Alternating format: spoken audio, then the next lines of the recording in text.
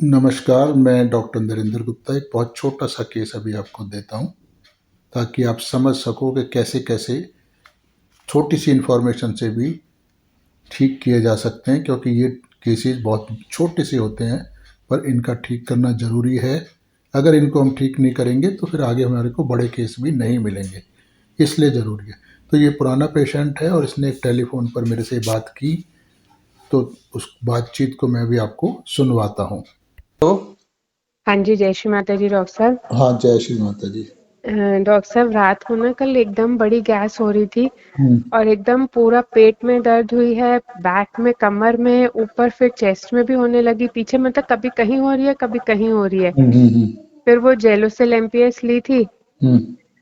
और हींग लगाई थी, उसी से थोड़ा सा फर्क पड़ा। पर अब मुझे कुछ खाने में डर लग रहा है अभी कि कैसे खाऊं। वैसे ठीक है अभी, डर बट क्या लग रात रहा को है? काफी देर तक यही लग रहा है दोबारा से ना हो जाए, क्योंकि वो बहुत पेनफुल था। हुँ, हुँ, हुँ, हुँ। तो इसीलिए बहुत डर लग रहा था कि अब कैसे करूं। और अच्छा। थोड़ा सा कोल्ड कफ हुआ था 4-5 दिन से। हुँ। तो अब बिल्कुल गाढ़ा गाढ़ा है, तो ऐसे जैसे कान कभी कभी थोड़ा थोड़ा बंद हो जाता है उसकी वजह से। हुँ, हुँ। अच्छा, अभी कैलकेरिया कार्ब होगी आपके पास, उसकी एक खुराक ले लो। ये डॉक्टर साहब कैलकेरिया कार्बोनिका एक ही चीज है? हाँ, एक ही चीज़ है।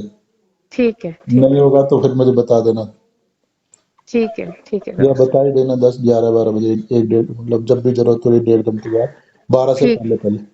12 से पहले पहले। हुँ। ठीक है, ठीक है। Okay, okay, thank you. Okay. आपने यहाँ देखा कि कितनी जल्दी मैंने इसको दवाई का सिलेक्शन कर लिया, इसको दवाई प्रिस्क्राइब कर दी और कॉन्फिडेंटली इसको बता भी दिया कि आप इतने घंटे के बाद मुझे दोबारा बात करें। अगर नहीं होगा तो फिर हम दवाई बदलते, पर इसको एग्जैक्टली रिलीफ आ गया। और वो सिर्फ पेन में रिलीफ नहीं होना चाहिए, रिलीफ होना चाहिए दिमाग में, यानी उसको वो कॉन्फिडेंस भी आना चाहिए, दर्द भी हटना चाहिए और साथ में वो कॉन्फिडेंस भी आना चाहिए कि आगे अगर ऐसी स्थिति आएगी तो मैं इसको बियर करने लायक हूँ। मतलब अपने आप को अंदर से स्वस्थ महसूस करना चाहिए, तो दवाई ठीक होती है। पेन अगर हट गया और उसको अंदर से कॉन्फिडेंस नहीं है, उसको लग नहीं रहा मैं बहुत कंफर्टेबल हूँ, आप पे विश्वास नहीं हो रहा, दवाई पे विश्वास नहीं हो रहा, अपने पे विश्वास नहीं हो रहा, तो इसका मतलब है कि वो पेन किलर की तरह काम किया, रोगी पे एक जो सिमिलिमम होता है उसकी तरह उसने काम नहीं किया, यानी वो होम्योपैथिक इफेक्ट नहीं है।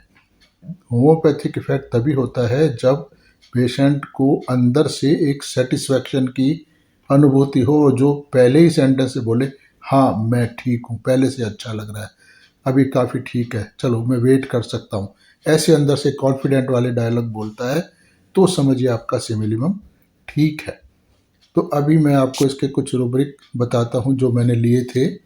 ये हैं fear, pain of the pain, starting, prick of a needle at the, और तीसरा रूब्रिक भी इसमें हम जोड़ सकते हैं, पर बहुत इम्पोर्टेंट इस केस में नहीं है वो, ये है इम्प्रेशनेबल इन चिल्ड्रन।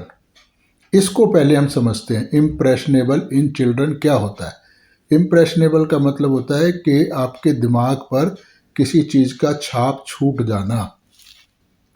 अब छाप अच्छी नहीं छूटती है हमेशा, तो जो नेगेटिव छाप छूटेगी उसी से आदमी घबराएगा। तो अब इसके दिमाग में उस पुराने दर्द की छाप छूट गई है, अब इसलिए ये घबरा रही है। और चिल्ड्रन क्या हुआ, चिल्ड्रन लोग बच्चे होते हैं जो चीज़ को बहुत अच्छे से गहराई से समझ नहीं सकते, एनालाइज नहीं कर सकते। उनको लिए एक टेम्परेरी सी जो सडन चीज़ें होती हैं, इमीडिएट चीज़ें होती हैं, उनकी सोच वहीं तक सीमित रहती है।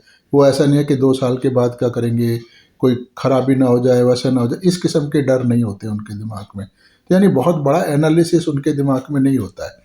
तो ऐसे ही इसको हम इस लेडी को भी है एक इनोसेंस जैसे बच्चे की तरह ट्रीट कर सकते हैं, क्योंकि अगर दर्द हो गया तो इसका मतलब ये नहीं है कि आप दोबारा खाओगे तो फिर वैसा ही होगा। तो ये नॉर्मल तरीका नहीं होता है, नॉर्मल कोई भी मरीज इस तरह से खाना बंद नहीं करता है। इसलिए इस रूब्रिक को लिया जा सकता है, इम्प्रेशनेबल इन चिल्ड्रन। और ऐसी ही किसी और स्थिति में भी अगर आपका मरीज होता है तब भी आप ले सकते हो। परंतु इस केस का जो मेन रूब्रिक था वो है starting, prick of a needle at दी, यानी वो दर्द हुआ तेज और उससे अब एकदम घबरा गई है कि अब क्या करूं मैं, एकदम जैसे जैसे एकदम भौचक्का सा अजीब सा हो जाता है। तो इसलिए अब वो अपना अगला मूवमेंट यानी अगला खाना खाना वो नहीं खा रही है, क्योंकि उसके दिमाग में फिर है कि वो दर्द बहुत ज़्यादा हुआ था, यानी वो दर्द एक दिमाग में घुस गया है, फियर ऑफ पेन। तो जो कैलकेरिया कार्ब होता है वो छोटी से छोटी तकलीफ को भी बियर नहीं कर सकता, उसको लग्जरियस, बहुत अच्छी शान और शौकत वाली, ऊंची, दिखावे की भी life, comfortable life, luxurious life, जिसमें हर कुछ हो, सब कुछ हो, वो चाहिए होती है। चाहे वो पैसे की हो, सेहत की हो, यश की हो, ऐश्वर्य की हो, सबकी होनी चाहिए ऐसे। उसमें जरा भी अगर इसको लगे कि ये कुछ कमी आ गई है तो वो उसके लिए प्रिक ऑफ नीडल होती है। जैसे लगे कि भाई अरे आज 10 मरीज आते थे, आज 9 ही आए, अब क्या होगा, ऐसे तो प्रैक्टिस खत्म हो जाएगी। तो वो एक मरीज का घट जाना भी प्रिक ऑफ नीडल है उसके लिए। तो छोटी सी बात है, एक मरीज कभी कम आता है कभी ज़्यादा आता है, इसमें तो कोई बहुत बड़ी बात नहीं है, पर इसको बहुत ज़्यादा एक खतरा नज़र आने लगता है कि अगर ऐसे रहा तो आगे मेरी जो लाइफ है, जो अभी चल रही है इजीली, वो आगे कैसे चलेगी। इसलिए तुरंत चौकन्ना होके जो कुछ भी इस गिरावट को रोकने के लिए ज़रूरी चीज़ें होती हैं वो करने लगता है। एक और रूब्रिक है कैलकेरिया कार्ब जिसमें अकेली है, जो इस केस में नहीं जुड़ती है, पर मैं उसकी पर्सनैलिटी आपको समझा रहा हूँ। Fear of osteoporosis.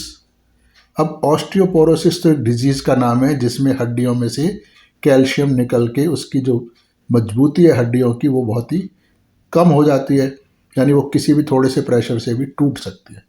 अब इसको ऑथर ने क्यों डाला है रिपर्टरी में, देखने की बात है।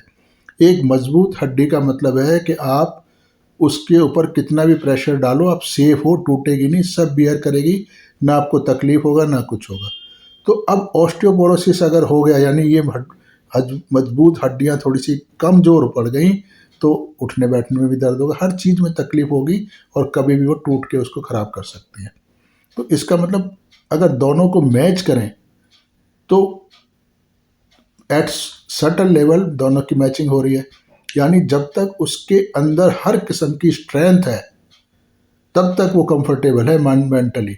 जैसे ही उसको जरा भी खतरा होता है कि स्ट्रेंथ घट रही है, यानी ऑस्टियोपोरोसिस हो रहा है, मजबूत हड्डियां कमज़ोर पड़ रही है, वहीं खतरा शुरू होता है कि नहीं ये नहीं होना चाहिए।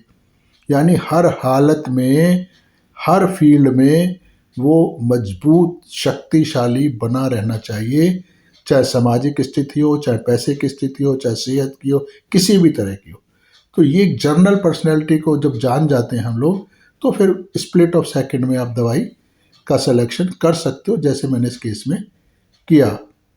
तो मुझे उम्मीद है कि इससे आपको काफ़ी कुछ सीखने को मिलेगा, इसीलिए मैं ये छोटे छोटे वीडियो भी आपके लिए बनाकर डाल रहा हूँ। धन्यवाद। पूरा केस आपको दिखा दिया, एक्सप्लेन कर दिया, अब ज़रूरी बात है कि इसका फॉलोअप देखना। तो अभी मैं आपको इसका फॉलोअप सुनवाता हूँ। हेलो। हाँ जी। हाँ जी डॉक्टर साहब पहले से तो ठीक है, कितना? और थोड़ा मतलब थोड़ा गैस वगैरह भी पास हुई है और थोड़ा डकार भी आए हैं, पेट भी थोड़ा सा ऊपर से जैसे टाइट लग रहा था तो थोड़ा हल्का सा लग रहा है, बट हाँ वो है कि थोड़ा सिर अभी भारी भारी है। नहीं, अभी एक कॉन्फिडेंस आया आया हाँ नहीं आया? हाँ, नहीं वो आया है, पहले से उसमें कॉन्फिडेंस तो आया है डॉक्टर साहब कि नहीं ऐसा कुछ नहीं है, मैंने नाश्ता किया है हाँ। तो ठीक लग रहा है, ऐसा नहीं, बट वही लग रहा है कि अगर दोबारा ऐसा होगा तो मुझे कोई कौन सी मेडिसिन लेनी है? अभी यही ले लेना ना, रिपीट कर लेना एक आध बार इसको, अच्छा, जब भी जरूरत लगेगी। और जो जैसे पेन होएगी तभी भी यही वाली लेनी है डॉक्टर हाँ साहब? हाँ, इसी से हो जाएगा। अच्छा, जैसे अभी मेंटल स्टेट थी ना आपकी, हाँ जी, वैसी मेंटल स्टेट में ये ले सकते हो। ठीक है ठीक है, डॉक्टर। जब हाँ जरूरत हो जी, तो बात कर लेना। ठीक है डॉक्टर साहब, ठीक है, थैंक यू डॉक्टर साहब। ओके।